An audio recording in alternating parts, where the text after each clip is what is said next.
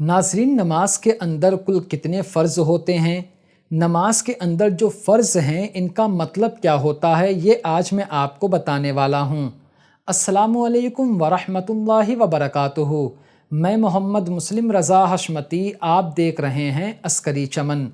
नाज़रीन, नमाज पर बनने वाली वीडियो सीरीज़ का ये पार्ट नंबर 16 है। 15वें पार्ट में मैंने आपको काफ़ी तफसील से बताया कि नमाज की शर्तें कितनी हैं, उनका मतलब क्या होता है और हमें उसे किस तरह अदा करना चाहिए। आज मैं आपको ये बताने वाला हूँ कि नमाज के अंदर जो फ़राइज़ हैं, 7 फ़राइज़ हैं, इसका मतलब क्या होता है और हमें नमाज में इन चीज़ों को कैसे अदा करना चाहिए। नमाज के अंदर कुल 7 फ़र्ज़ होते हैं। नंबर 1 तकबीर तहरीमा, नंबर 2 क़याम, क़िरात, रुकू, सुजूद, कायदा अखीरा, खुरूज बिसुनूही। मैं एक एक करके आपके सामने बयान करता हूँ। सबसे पहली चीज़ फ़र्ज़ जो है वो तकबीर तहरीमा। देखिए, तकबीर तहरीमा जो है वो नमाज की शर्त भी है और नमाज का फ़र्ज़ भी है, क्योंकि ये बहुत अहम चीज़ है, यहीं से नमाज शुरू होती है। तकबीर तहरीमा को तकबीर तहरीमा इसलिए कहते हैं क्योंकि इसका मतलब होता है हराम कर देने वाली तकबीर। क्योंकि जब हम अल्लाह अकबर कहकर नियत बांधते हैं तो उससे पहले हमारे लिए खाना खाना, बात करना, इधर उधर जाना, दूसरे काम करना जायज़ होता है। लेकिन जैसे ही हम नमाज के लिए अल्लाह अकबर बोलकर नियत बांधते हैं तो हमारे लिए वो सारी चीज़ें हराम हो जाती हैं। इसी वजह से कहा जाता है तकबीर तहरीमा, यानी हराम कर देने वाली चीज़ें, तकबीर। ठीक है, अच्छा, तो पहला फ़र्ज़ है तकबीर तहरीमा, तो ये मैंने आपको बता दिया। दूसरा फ़र्ज़ है क़याम। क़याम का मतलब ये होता है कि खड़े होना।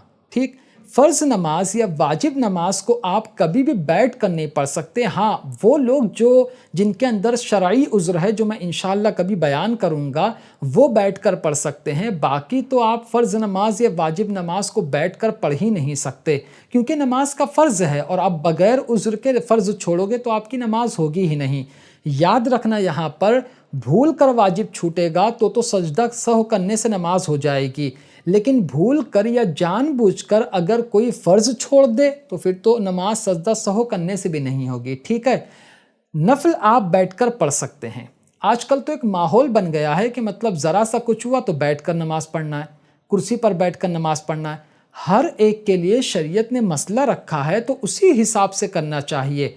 जो शरीयत का मसला है कि आपको कब बैठकर पढ़ना है, उसी वक्त पढ़ना है। मैं इंशाअल्लाह आगे बयान करूंगा वीडियोस में, जब मैं अपना जो सीरीज़ का पार्ट है वो जब आगे लेके जाऊंगा तो इंशाअल्लाह बताऊंगा कि कब आप बैठकर नमाज़ पढ़ सकते हैं, कौन सी सूरतें हैं। ठीक है, फ़िलहाल इतना समझिए कि नमाज का दूसरा फ़र्ज़ क़याम है। तीसरी चीज़ नमाज के अंदर जो है कि आपको मतलब क़िरात करना है। सबसे पहला तकबीर तहरीमा, क़याम, क़िरात। क़िरात का मतलब होता है कि कुरान पाक की तिलावत करना बिल्कुल तजवीद के साथ, क़िरात के साथ, मतलब मखारिज के साथ। आप कुरान पाक को बिल्कुल ऐसा नहीं पढ़ सकते कि आप अल्फाज बिल्कुल कुछ भी पढ़ रहे हैं, अल्फाज इधर का उधर हो रहा है माअज़ल्लाह और उसका माना गलत हो रहा है, फिर तो आपकी नमाज नहीं होगी।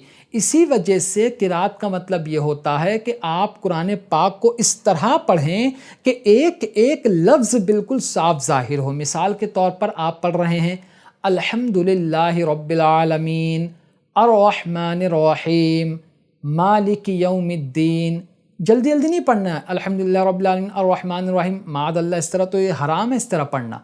बिल्कुल ठहर ठहर कर पढ़ना है। आप नमाज पढ़ रहे हो, भाग नहीं रहे हो, इस तरह नमाज पढ़ना है। ठीक है, तो ये एक फ़र्ज़ हो गया। उसके बाद आता है रुकू करना। रुकू तो आपको मालूम ही है। अब रुकू करना कैसा है ये अलग बात है, वो इंशाल्लाह मैं प्रैक्टिकल तरीका बताऊंगा। उसके बाद सजदा करना, वो भी इंशाल्लाह मैं आगे बताऊंगा। सजदा तो आपको पता है, रुकू भी पता है। उसके बाद नंबर आता है कायदा अखीरा का। कायदा अखीरा मतलब ये होता है कि अगर आप 2 रकात नमाज पढ़ रहे हो तो जाहिर सी बात है एक ही कायदा होगा।